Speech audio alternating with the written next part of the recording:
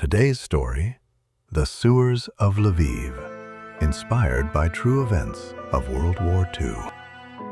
In 1943, as the Nazi grip tightened around the city of Lviv, now a part of Ukraine, but then a part of Poland, thousands of Jewish families faced extermination. A few desperate souls escaped into the only place the soldiers rarely searched, the city's ancient sewer system. This is a story that begins in history, but descends into horror. Between 1941 and 1944, Lviv's Jewish population was driven into ghettos, hunted, deported, and murdered. In 1943, when the ghetto was liquidated, 21 Jews crawled into the Lviv sewers, guided by 3 Polish sewer workers, Leopold Sosha, Stefan Wroblewski, and Yuri Kovalev. They lived in darkness for over a year, in rat-infested tunnels, wading through cold filth, listening for soldiers above, or the next flood that could drown them all. Only 10 survived. But among the stories that emerged from those tunnels, there is one whispered like a myth, a nightmare, a miracle. The woman who dropped her baby into the Black River to save her life. Her name was Rivka Abramchik, a young mother from the Lviv ghetto. On the night the ghetto burned, she managed to run through the alleyways with her newborn pressed to her chest.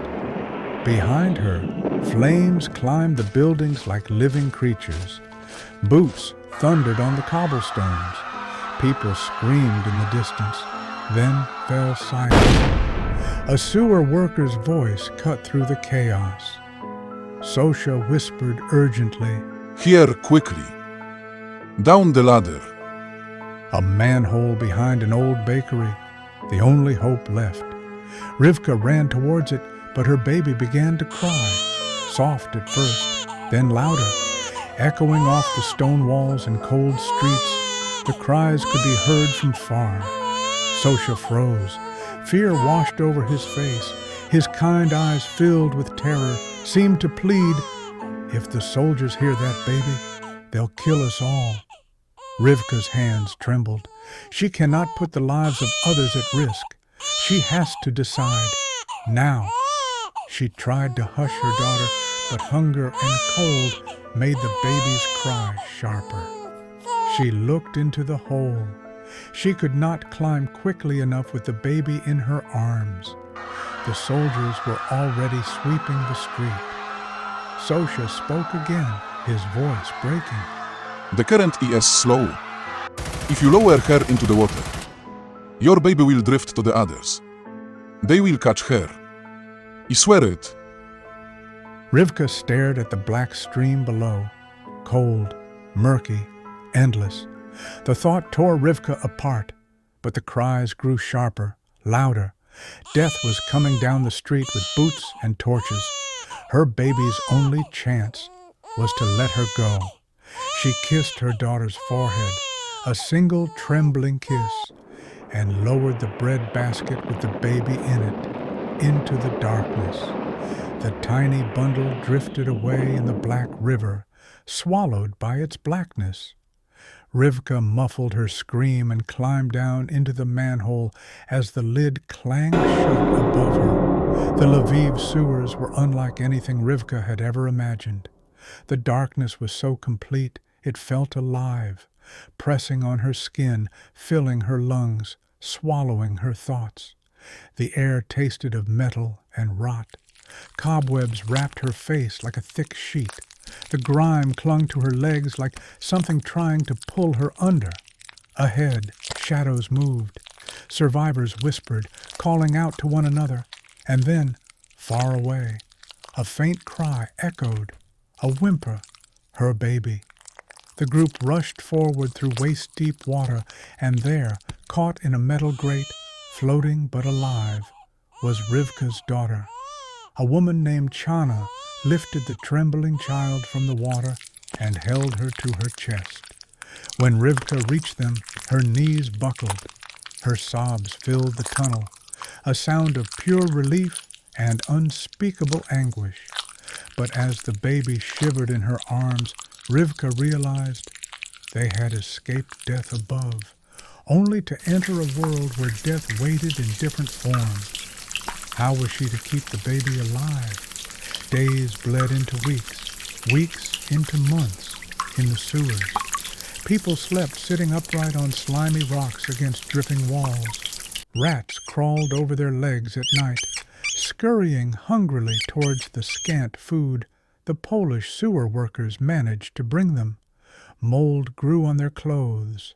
A few of the men crawled through the narrow sewer to reach a broken pipeline from where they could collect drinking water in a kettle that would then be distributed among the living survivors.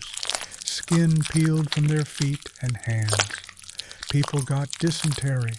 Some could not survive. The darkness seeped into their minds.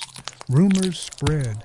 Some said voices echoed down the tunnels at night, the voices of those who had drowned in sudden floods, begging, crying, calling for help. Others heard knocking in the stone, soft, rhythmic, almost polite. Too soft to be soldiers, too steady to be rats. Rivka clutched her baby tighter whenever she heard it. Sometimes she whispered to her child, asking her not to listen, not to respond to those calls, because in the Black River, not all voices belong to the living one night. The tunnel shook violently. Grenades dropped through manholes, exploded in the water. The shock waves hammered the stone walls. People screamed as torrents of water and filth rushed toward them. Rivka shielded her daughter with her own body, praying the walls would hold. When the water receded, she looked around. Some were missing, swept away, swallowed by the Black River. Yet amid all that darkness, there was light. Light in the form of bags of potatoes, onions, bread. Light in the form of torn clothes that the wives of the sewage workers could manage to sneak through occasionally. Light in the form of faint voices of women, children who passed over the manholes to attend Sunday church. By spring 1944, Rivka's baby, now over a year old, began pointing upward whenever she heard footsteps above, not out of fear, but longing. She sought light like a plant seeks the sun. Rivka was losing her hope with every passing day, but her baby pushed her to go on. Even in the murkiest gloom, she believed that there was a chance to live in the world above, one day, someday. On July 23, 1944, the sewer workers arrived unusually early. They whispered through the tunnel, The Soviets are here. The Germans have fled. It's over. You can come out now. One by one, the survivors crawled toward the ladder, pale, skeletal, trembling. Rivka climbed last, her daughter in her arms.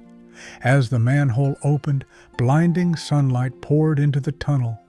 The baby squinted, then moved her lips to form a faint smile. For the first time in 14 months, Rivka felt warmth on her skin. She fell to her knees, clutching her daughter. She wept for the darkness they had survived, and for the light she had almost surrendered.